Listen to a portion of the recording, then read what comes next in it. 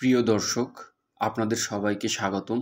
আজ আমরা এমন একটি গুরুত্বপূর্ণ জীবন রক্ষাকারী দক্ষতা নিয়ে কথা বলবো, যা যে কোনো সময় যে কোনো মানুষের জীবনে কাজে লাগতে পারে। হঠাৎ কারো শ্বাস বন্ধ হয়ে গেলে বা হৃৎপিণ্ড থেমে গেলে কয়েকটি সঠিক পদক্ষেপই হতে পারে সেই মানুষের জীবনে ফেরা আর না ফেরার পার্থক্য। তাই আজকের ভিডিওটি মনোযোগ দিয়ে দেখুন আর সিপিআর বা কার্ডিও পালমোনারি রিসাসিটেশন সম্পর্কে সঠিক জ্ঞান আপনাকে একদিন কারো জীবন বাঁচানোর সুযোগ করে দিতে পারে।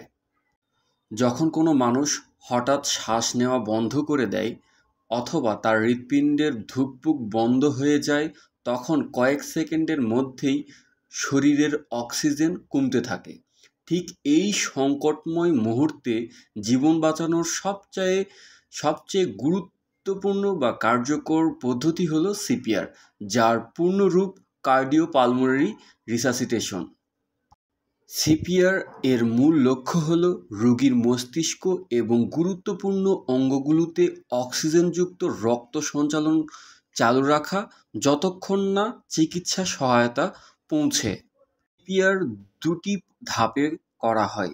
প্রথম ধাপ হলো বুক চাপে রাখা। রোগীর বুকের মাঝখানে দুই হাত রেখে জোরে এবং দ্রুত চাপ দিতে হবে। প্রতি মিনিটে প্রায় 100 থেকে 120 বার চাপ দিতে হয়। প্রতিবার চাপ দেওয়ার সময় বুক প্রায় 2 ইঞ্চি নিচে নামাতে হবে। দ্বিতীয় ধাপ হলো কৃত্রিম শ্বাস দেওয়া, যেখানে প্রয়োজন হলে মুখে মুখে বা যন্ত্র ব্যবহার করে শ্বাস প্রশ্বাস বা শ্বাস প্রবেশ করানো হয়। স্মরণ রাখবেন, যত দ্রুত সিপিআর শুরু করা যায় রোগীর বেঁচে ওঠার সম্ভাবনা ততই বেড়ে যায়।